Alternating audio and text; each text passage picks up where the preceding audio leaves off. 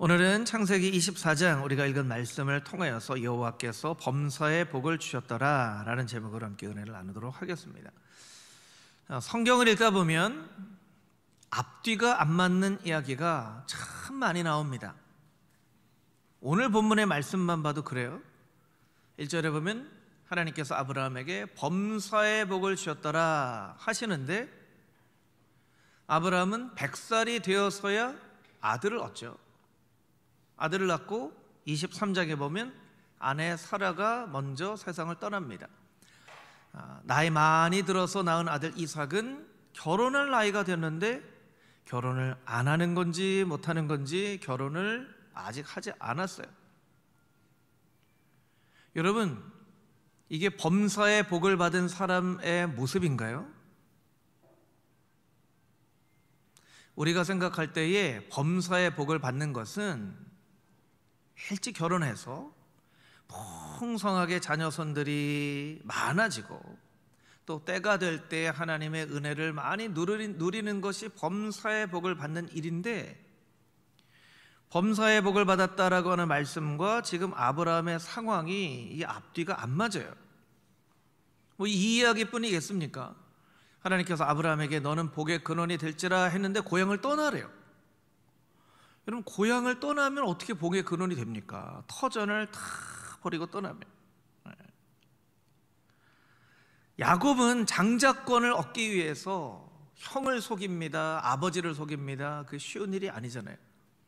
근데 정작 이삭이나 그의 집을 통해서는 복을 많이 못 받았어요.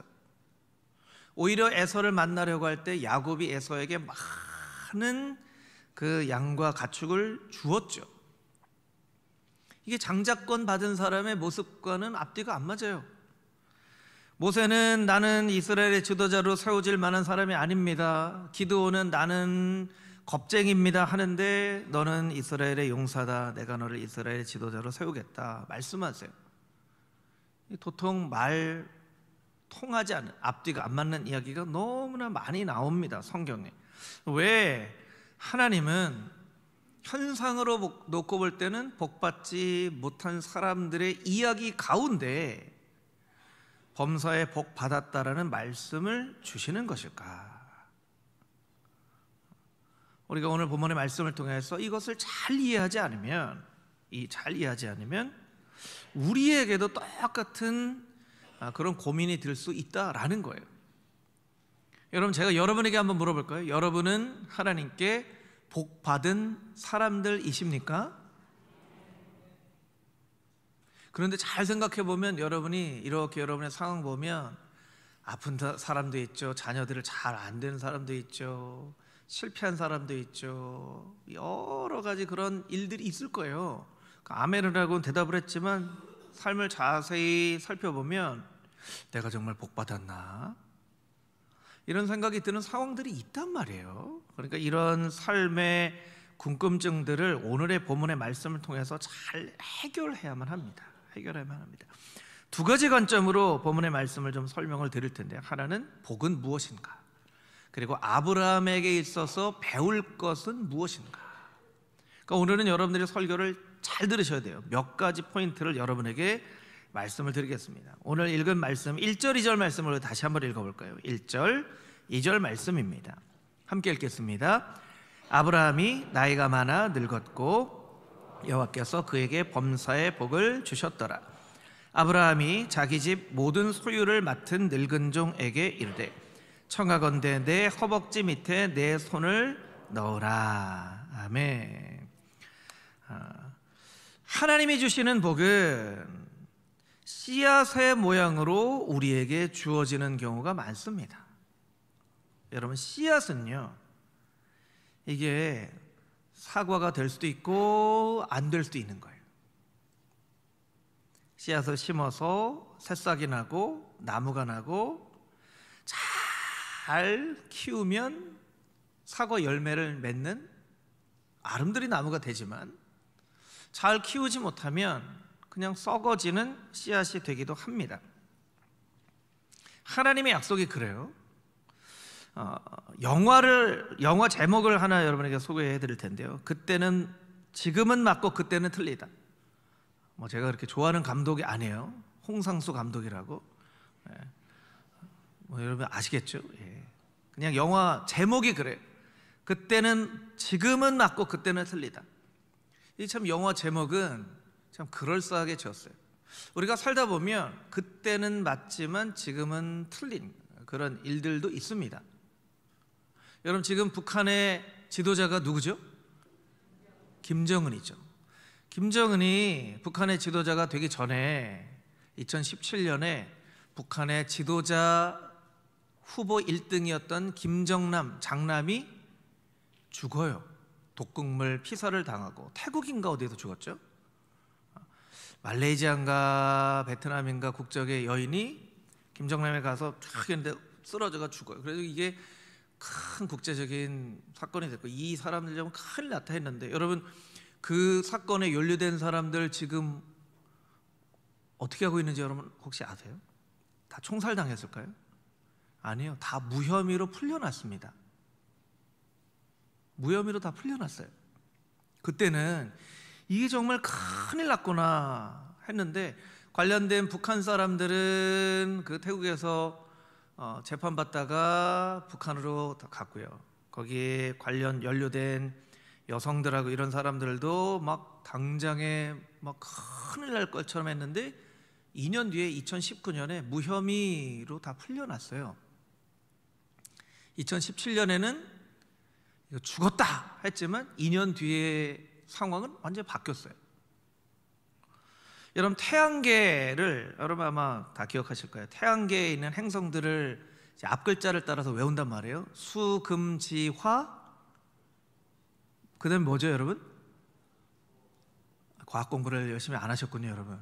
그 다음에 뭐예요? 목, 토, 천, 해, 명이라고 했거든요. 그런데 2006년에 국제천문연맹에서 발표합니다. 명왕성은 이제 태양계 별이 아닙니다. 그래서 여태까지 수금지와 목토, 천해, 명까지 외웠던 사람은요 당황하는 거예요. 이제 명왕성은 태양계가 아니래. 이거 어떻게 된 일이야? 아니 여태까지 수십 년을 이게 태양계라고 해서 수금지와 목토, 천해, 명. 아마 여러분 꼬무줄 놀이 하셨던 분은 수금지와 목토, 천해, 명 하면서 꼬무줄도 넘겨 그랬을 거예요. 근데 아니라는 거예요. 그때는 맞았는데 지금은 아니라는 거죠. 여러분 과학도 그런 게 있고요. 세계에서 일어나는 사건 사고도 예전에는 맞았지만 지금은 틀린. 제가 이번 주에도 보니까요. 살인 용의자로 20년 동안 감옥 생활을 하다가 무혐의로 풀려난 사람이 있더라고요. 정말 얼마나 억울한 인생일까. 살인 용의자로 20년 동안 감옥에 있었어요. 그런데 무혐의로 풀려났다는 거예요. 이 사람의 젊음을 감옥에서 그 억울함, 저 화병 생기지 않았을까 이런 생각이 들기도 하는데 그런 일들이 있는 거예요. 여러분 왜 이런 설명을 드리냐면 하나님의 약속에 이와 비슷한 성격이 있는 거예요. 아브라함이 하나님께 말씀을 들었던 창세기 24장의 현재로 보면 하나님이 범사에 아브라함에게 복을 주셨다라는 이 말씀은 현실과 너무나 앞뒤가 안 맞는 이야기예요. 그런데 나중에 아브라함의 인생을 보면 하나님께서 범사해 주셨다는 이 말씀이 그대로 아브라함의 삶 가운데 이루어진 것을 우리가 말씀을 통해서 확인하게 되죠.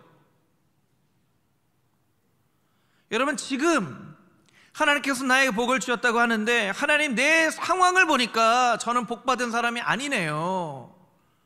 건강도 안 좋고 이것도 안 좋고 이것도 안 좋고 이것도 안 좋고 하나님 이거 저는 복받은 사람 아닌데요? 이렇게 생각할 수 있지만 지금은 틀렸다고 생각하지만 믿음을 가지고 하나님께서 주신 이 복의 씨앗을 잘 마음 가운데 품고 마치 어미닭이 계란을 소중하게 잘 품으면 시간이 지나서 병아리가 되는 것처럼 여러분 그렇게 하나님의 약속의 말씀을 잘 품고 기다리고 인내하는 과정이 꼭 우리에게 필요하다는 거예요. 그러면 이 과정을 통해서 나중에 우리의 인생의 어느 순간엔가는 하나님 맞습니다, 나에게 복 주신 것이 맞습니다 하고 고백할 날이 온다는 거예요.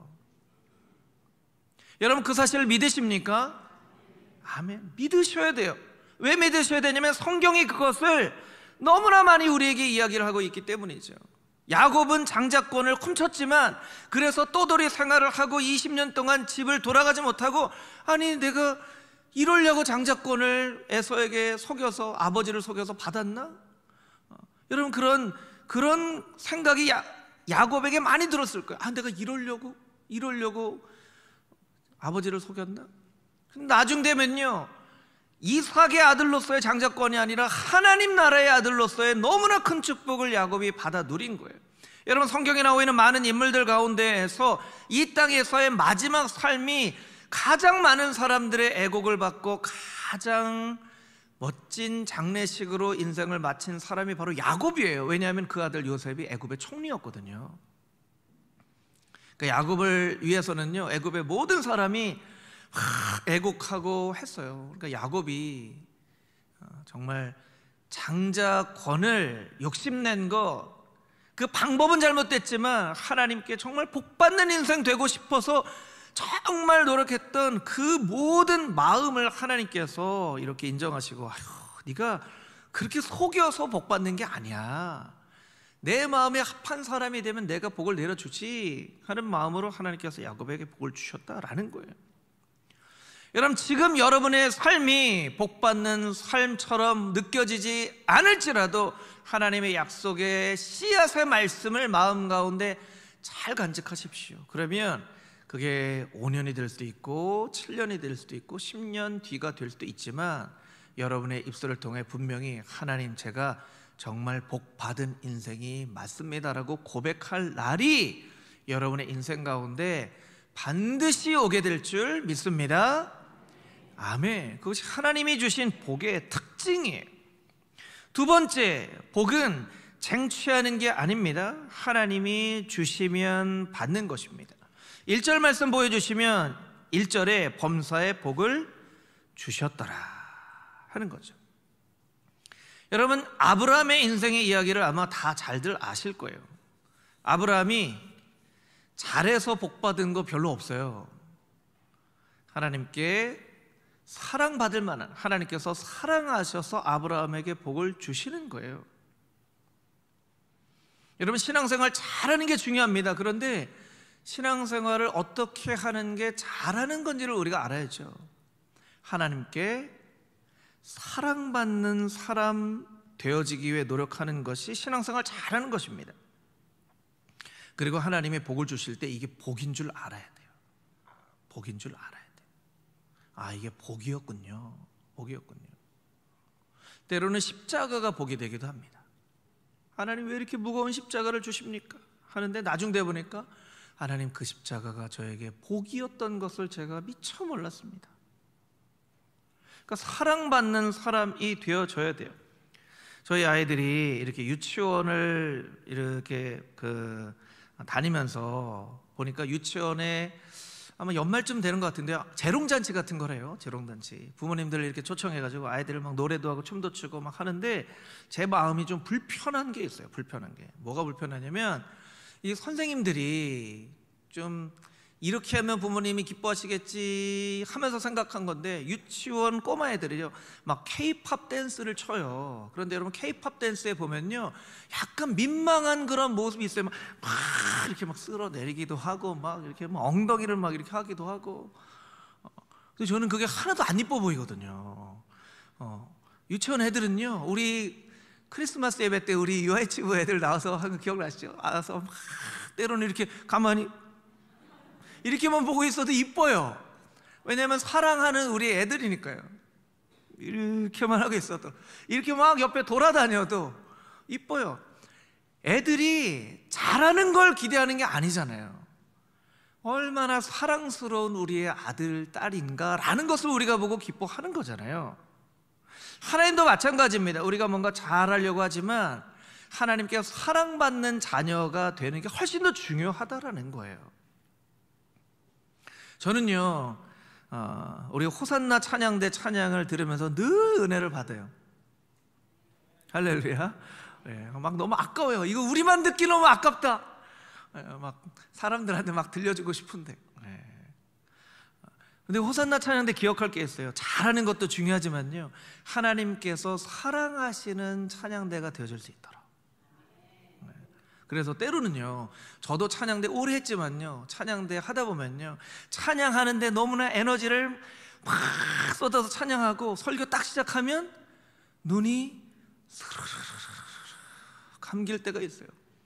제가 청년 때 찬양하면서 제일 부러워했던 게 뭐냐면요, 제 친구인데 앞에 앉은 친구예요. 저는 베이스였고 그 친구 테너였는데 얘는 졸 때 티 안 내고 졸더라고요. 저는 막 이렇게 하는데 목사님 아들인데 이렇게 얘는 딱 제가 부러웠어요, 걔가. 네. 여러분 무슨 얘기인지 아시겠죠? 찬양은 축도가 끝날 때 끝나는 거예요. 그렇죠? 네. 찬양대가 정말 하나님께서 사랑하시는 찬양대가 되어주려면 찬양 끝나고 말씀도 잘 듣고 그 찬양처럼 삶 가운데 살아갈 때 정말 하나님께서 사랑하시는 찬양대가 되는 거예요. 찬양은요, 우리가 일주일 동안 열심히 살았던 그 삶의 고백을 가지고 와서 하나님께 찬양하는 것이지 그냥 악보에 있는 노래대로 찬양하는 게 아니죠. 하나님이 우리의 모든 것을 다 아시기 때문에. 그래요, 여러분, 하나님께서 사랑하시는 사람이 돼야 돼요. 어떤 사람을 하나님께서 사랑하시는가? 하나님 말씀 잘 듣는 사람을 하나님 사랑하세요. 그렇잖아요, 여러분. 부모님으로서 말 잘 듣는 자녀들이 이쁘잖아요. 요새 날씨가 추웠어요. 근데 막 평상시에 했던 대로 세탁기가 빨래를 했는데 세탁을 눌러놨더니요, 저희 집에 베란다에 홍수가 났어요. 그냥 1층이 얼어가지고. 그래서 막 관리실에 연락해가지고 이거 막 해결해 주세요. 관리하시는 분이 와가지고 막 야단을 치는 거예요. 아니, 날씨가 추워서 배관이 얼을 수 있으니까 조금 날씨가 풀리면 세탁하시고 주의하십시오라고 몇십 번을 방송을 했는데 왜 그걸 안 드시고 이렇게 세탁하면 어떻게 합니까? 그죠? 혼났어요. 그걸 저희는 못 들었어요. 왜 못 들었는지. 아마 방송을 하는데도 관심을 안 갖고 그냥 뭐 방송에 나오나 보다 이렇게 했겠죠. 몇십 번을 했다는 거예요. 몇십 번 하는데 그렇게. 그래서 제가 혼나고 무슨 생각했냐면, 하나님도 이렇게 하실 것 같아요. 내가 너에게 이렇게 하면 복 받는다고 얘기하고 이렇게 하면 벌 받는다고 몇십 번 몇백 번을 얘기했는데 네가 그거를 안 듣고 이렇게 벌 받을 지 되면 어떻게? 하나님이 그렇게 우리에게 얘기하실 것 같아요. 우리가 나중에 천국 가면 하나님이 그 관리 아저씨처럼 얘기하실 거예요. 내가 너한테 몇십 번 얘기했는데 몇백 번 선지자를 보내고 말씀을 주고 예수님을 보내서 그렇게 얘기를 했는데 말도 안 듣고, 그렇게 얘기하실 것 같아요. 그러니까 여러분, 우리가 하나님 말씀 잘 들어야 돼요. 잘 들어야 돼요. 하나님 말씀 잘 듣는 사람을 하나님께서 사랑하시기 때문에 그래요. 그리고 사랑하는 자에게 하나님께서 복을 주시는 거예요. 복을 주시는 거예요. 이게 복의 두 번째 특성입니다. 세 번째, 사람이 복이라는 것입니다. 우리 같이 한번 따라해 볼까요? 사람이 복입니다. 사람이 복이에요. 그러니까 여러분들 옆에 앉은 분들이 복이에요. 이렇게 한번 옆에 있는 분들한테 인사해 볼까요? 당신은 나의 복덩이입니다. 이렇게 한번 인사해 볼까요?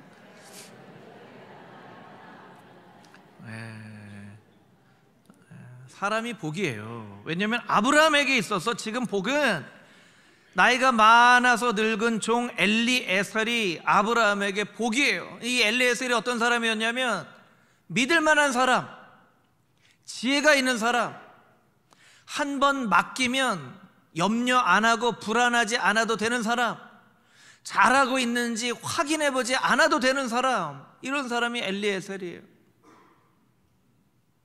여러분, 우리가 하나님께 직분을 받았는데, 사명을 받았는데, 하나님께서 믿을 만한 사람인지, 불안해하지 않아도 될 사람인지, 다시 확인해 보지 않아도 될 사람인지 여러분 스스로를 늘 점검해 보셔야 돼요. 야, 광구가 내가 너한테 이거 금호중앙교회 담임 목사 맡겨놨는데 내가 마음이 너무 불안하다. 너무 불안하다. 너 잘하고 있지? 너 잘하고 있지? 잘하고 있지? 막 새벽에도 물어보시고 밤에도 물어보시고, 그러면 여러분, 제가 하나님께 믿을 만한 엘리에셀 같은 종이 아닌 거죠. 마찬가지예요. 여러분도 하나님께서 하나님의 자녀로 삼으시고 일꾼 삼아 주셨는데 하나님이 탁 맡겨놓고, 야, 너한테 이 직분을 맡기니까 내가 참 안심이 된다, 믿을 만하다, 다시 불안하고 확인 안 해봐도 되겠다 하는 사람이 되어야 되는데, 나는 그런 사람인가? 나는 정말 그런 사람인가? 한번 우리 스스로가 생각을 해봐야 된다는 거예요. 여러분, 하나님이 불안해하지 않으시고 믿고 맡기고 다시 점검해 보지 않아도 되는 엘리에셀과 같은 충성된 종들이 다 되시기를 주님의 이름으로 축복합니다. 아멘. 이게 복의 특성이에요. 복의 특성 너무나 많지만 오늘 세 가지 특성. 씨앗으로 복이 존재한다. 또 복은 쟁취하는 게 아니라 주시면 받는 것이다. 세 번째, 사람이 복이다. 이 세 가지만 우리가 좀 살펴보았습니다. 두 번째, 이제 아브라함을 통해서 배울 것들인데요, 우리 5절부터 7절까지 있는 말씀을 같이 한번 다시 읽어보도록 하겠습니다. 5절부터 7절까지 있는 말씀입니다. 종이 이르되 여자가 나를 따라 이 땅으로 오려고 하지 아니하거든 내가 주인의 아들을 주인이 나오신 땅으로 인도하여 돌아가리이까. 아브라함이 그에게 이르되 내 아들을 그리로 데리고 돌아가지 아니하도록 하라. 하늘의 하나님 여호와께서 나를 내 아버지의 집과 내 고향 땅에서 떠나게 하시고 내게 말씀하시며 내게 맹세하여 이르시기를 이 땅을 내 씨에게 주리라 하셨으니 그가 그 사자를 너보다 앞서 보내실지라. 내가 거기서 내 아들을 위하여 아내를 택할지니라. 아멘. 설교를 준비하면서 이 본문의 말씀으로 강해를 한 하용조 목사님의 창세기 강해를 보니까요, 제목이 이렇게 되어 있더라고요. 너무나 마음에 와닿았어요. 하나님, 내게 복 주셨듯 내 자녀에게도 복 주소서. 자, 우리 모든 성도들이 공감하는 이런 구절일 거예요. 하나님, 내게 복 주셨듯 내 자녀에게도 복 주시옵소서. 여러분, 여러분에게 복 주셨듯이 여러분 자녀 손에게도 복 주시기를 주님의 이름으로 축복합니다. 아멘. 오늘 본문의 말씀은 하나뿐인 아들 이삭을 결혼시키는 그런 이 본문의 말씀인데요, 결혼은 인생에 아주 중요한, 우리나라에도 일륜지 대사라고 하죠. 결혼은 아주 중요합니다. 결혼만 얘기하는 게 아니에요. 오늘 본문의 말씀, 인생의 선택을 하는 경우를 이야기를 하는 거예요. 결혼은 인생에 아주 중요한 큰 일인데 분명한 신앙의 기준이 있어야 된다는 거예요. 분명한 신앙의 기준이 있어야 됩니다. 요새는요, 청년들이 잘 결혼을 하려고 하지 않아서, 제가 이제 목사님들하고 실제로 나눈 대화들이에요. 교회에 청년들 중에 서로 교제하는 청년들이 있으면 상 줘야 된다. 그러니까 옆에 목사님 얘기합니다. 손만 잡으면 결혼시켜야 된다. 손만 잡으면 결혼시켜야 된다. 여러분, 교회에서 누가 손잡고 다니는지 유심히 보세요. 결혼시키게. 손만 잡으면 결혼시켜야 된다. 자기들만 좋으면 됐지. 그 외에도 여러 가지 얘기를 했어요. 근데 이걸 다 말씀드릴 수는 없고요. 그만큼 요새 결혼 안 하는 거예요. 전 세계에서 우리나라가 가장 심각하죠. 출산율을, 결혼하는 비율이 참 큰일입니다. 사실은 큰일이에요. 그래서 좀 공감이 되기도 해요. 자기들만 좋으면 됐지. 그런데 성경은 그렇게 말씀하시지는 않으세요. 자기들만 좋으면 결혼시켜라고 하지 않으시고요, 하나님이 그 결혼을 좋아하셔야 한다고 말씀하고 계세요. 하나님이 그 결혼을 좋아하시도록. 우리가 자녀들이나 자녀손들 이렇게 결혼 앞두고 있거나 이런 거 보면요, 부모님들이 하나님이 결혼, 하나님께서 기뻐하시는 결혼 되게 하여 주시옵소서, 그렇게 여러분 기도하셔야 돼요. 너무 옛날 방식이라고 할 수도 있습니다. 부모님이 아들 며느리 될 사람을 찾아서 소개시키면 결혼하는 옛날 방식이라고 할 수도 있지만, 이거 옛날 방식으로 돌아가라 이런 얘기를 아닙니다. 분명한 신앙의 기준이 있는가? 분명한 신앙의 기준이 있는가? 여러분의 인생에 무언가 결정을 내릴 때에 분명한 신앙의 기준이 있는가? 조금 손해보더라도 여러분이 꼭 지켜야 할 분명한 신앙의 기준이 있는가? 뉴스에 나오는 많은 잘못된 뉴스의 주인공들은요, 사회가 지키라고 하는 분명한 기준을 지키지 않은 사람들이죠. 이거 괜찮아, 괜찮아, 이렇게 누가 알겠어? 그런데 전 국민이 아는 뉴스가 되어져 버리는 일들이 너무나 부지기수입니다. 여러분, 전 국민이 아는 것보다 더 중요한 건 무엇입니까? 하나님이 아시는데, 하나님이 주신 분명한 신앙의 기준이 있어야 되는데, 아브라함은 그것이 자신에게 주신 하나님의 약속이었어요. 약속. 엘리에셀이 이야기합니다.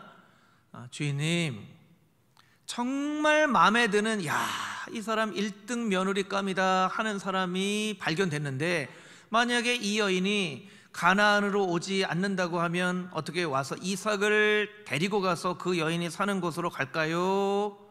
했더니 아브라함이 안 돼, 이렇게 얘기하는 거예요. 왜 안 된다고 할까요? 100점짜리 며느리를 만났는데 7절 말씀에 보시면, 7절을 자막으로 보시면 7절에 하나님이 나에게 말씀하시되 이 땅을 내 씨에게 주리라 하셨으니, 하나님의 말씀이에요. 이 땅을 내 씨에게 주리라 하셨으니, 하나님이 이 땅을 나의 씨에게 주신다고 말씀하셨고, 나의 자녀는 이 땅에서 복받는 사람으로 잘 성장한다고 하나님께서 나에게 말씀하셨기 때문에 이 하나님의 약속의 말씀을 내가 넘어설 수는 없다. 이게 아브라함의 분명한 신앙의 고백이에요. 여러분, 우리는 하나님의 약속하신 말씀을 넘어설 수는 없습니다. 하나님의 약속하신 말씀이 우리의 신앙의 기준이 되어야죠. 오늘날에 이 말씀을 우리가 어떻게 적용해야만 하냐면, 여러분, 제가 설명을 드릴 텐데요, 잘 이해하셔야 돼요. 잘 이해하셔야 돼요. 조셉 콘라드라고 하는 철학자가 있어요. 이 철학자가 무슨 얘기했냐면, 언어는 모든 실제의 적이다, 이런 얘기했어요. 무슨 얘기냐면, 이게 꽃이 있잖아요. 이걸 보고 꽃이라고 얘기를 했단 말이에요. 그런데 이것을 꽃이라고 이야기를 하는 순간 꽃이라는 이 단어의 이 실제가 제한이 되는 거예요. 꽃은 이렇게 생긴 것도 꽃이고 저렇게 생긴 꽃은 꽃이라는 단어보다 훨씬 더 큰 존재예요. 하나님께서 우리에게 주신 복을 우리가 복이라고 명명할 때, 그 복은 실제로는 우리가 복이라고 이야기하는 것보다 훨씬 더 큰 존재예요. 근데 복이라고 이야기하면서 그 복이라는 단어 안에 그 복이 제한이 되는 것이죠. 그래서 무슨 얘기를 하냐면, 우리가 이해를 할 때 단어나 언어보다 이미지나 은유나 이런 풍성한 상상력들을 잘 활용하는 것이 필요하다. 그렇지 않으면 이 언어의 실제가 갇혀버린다, 그런 얘기를 합니다. 자, 이제 설명을 드립니다. 하나님의 말씀, 아브라함이 그렇게 자식 이삭을 결혼시키는 과정 가운데 꼭 붙잡았던 하나님의 약속의 말씀, 이것이 어떤 것이냐면, 우리가 어떻게 이해를 하면 좋냐면요, 사무엘하와 역대상 말씀에 보면 기럇 여아림에 팽개쳐져 있었던 하나님의 언약의 법궤를 20년 만에 예루살렘으로 올리려는 다윗의 시도가 나타나요. 그런데 다윗이 율법의 말씀을 잘 몰랐어요. 레위 사람들이 언약궤를 걸고 이렇게 와야 되는데, 그냥 이방 사람들이 하는 것처럼 수리에다가 언약궤를 싣고 덜컹덜컹 하는데 올라와요. 근데 덜컹하니까 언약궤가 넘어지려고 하잖아요. 그래서 웃사가 그 언약궤를 잡았는데 웃사가 어떻게 됐죠? 죽었어요. 그래서 다윗이 화딱지가 나서, 하나님, 아니 이렇게 언약궤가 버려져 있는 것을 내가 예루살렘에 올리려고 하는 이 선한 의도를 모르시고 그 웃사를 죽게 하시면 어떻게 합니까? 하고 그냥 언약궤를 거기다가 내팽개쳐 놓고 예루살렘으로 돌아오는데, 그 내팽개쳐진 곳이 가드 사람, 가드는 블레셋 사람이거든요. 가드 사람 오벳 에돔이라고 하는 사람 집에 그냥 언약궤를 내팽개쳐 놓고 다윗이 화가 나서 올라와요. 근데 어떤 일이 생겼냐면, 역대상 13장 14절 말씀이에요. 우리 자막으로 같이 한번 읽어보겠습니다. 하나님의 궤가 오베데돔의 집에서 그의 가족과 함께 석 달을 있으니라. 여호와께서 오베데돔의 집과 그의 모든 소유의 복을 내리셨더라. 아멘. 무슨 일이 일어나면요, 하나님의 언약궤가 내팽개쳐진 오베데돔의 집에 그 언약궤가 있다라는 것만으로 오베데돔의 집과 그의 모든 소유의 복을 내리셨다는 거예요. 그래서 그 이야기를 듣고 다윗이 다시 돌아가서 언약궤를 구약의 레위기 말씀처럼 하나님의 방법으로 이고 올라옵니다. 올라오는 과정에 다윗이 막 덩실덩실 속옷이 흘러내린 줄 알고 덩실덩실 춤추는 그 말씀이 나오는 거예요. 여러분, 우리가 붙잡는 하나님의 이 말씀은요, 오벳 에돔의 집에 딱 놓여진 언약궤 같은 거예요. 언약궤가 오벳 에돔에 놓여져 있으면 이걸 누가 옮겨가기 전까지는 그냥 오벳 에돔의 집에 모든 소유와 모든 자녀손들의 복을 받는 거예요. 여러분, 우리가 하나님의 말씀을 붙잡을 때 우리가 어떻게 이미지를 가지고 이해를 해야 되냐면, 하나님 오벳 에돔의 집에 언약궤가 놓여진 것처럼 내가 오늘 이 들은 말씀이 나의 마음에, 나의 집에 탁 놓여진 하나님의 언약궤가 되게 하여 주시사, 이 하나님의 말씀이 나의 마음 가운데 놓여져 있는 동안에는 나의 모든 소유가 복을 받는 축복 누리게 하여 주시옵소서.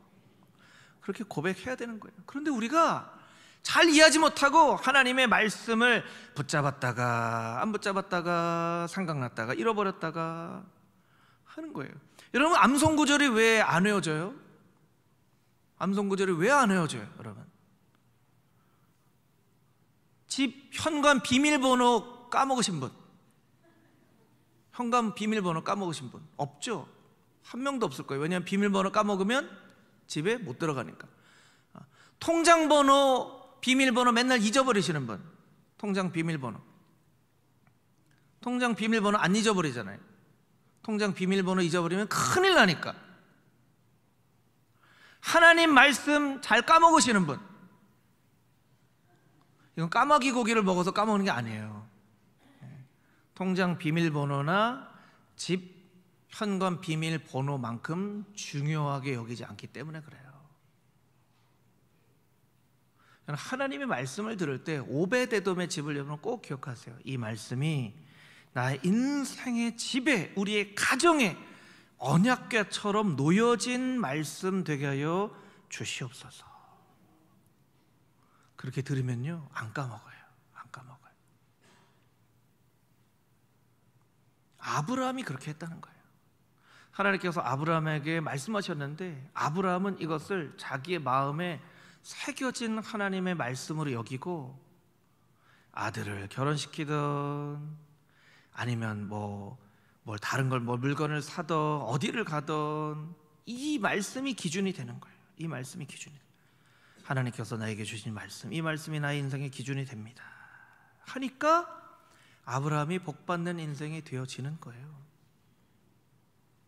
왜 교회에서 보는 모습과 세상에서 보는 모습이 다르다, 이런 얘기를 듣나요? 크리스찬들이 하나님의 말씀을 내 마음 가운데 주신 언약궤처럼 여기지 않기 때문에 교회 따로, 세상 따로, 교회 따로, 직장 따로.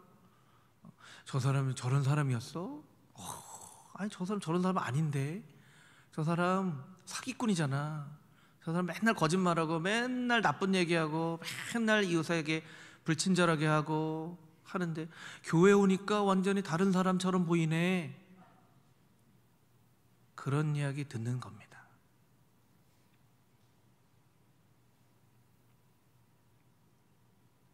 여러분, 세상에서 살 때 교회에 와서 예배 드리는 것처럼 사시면 우리가 특별하게 뭐 하지 않아도요, 이 세상이 정말 멋진 세상으로 바뀌어질 거예요.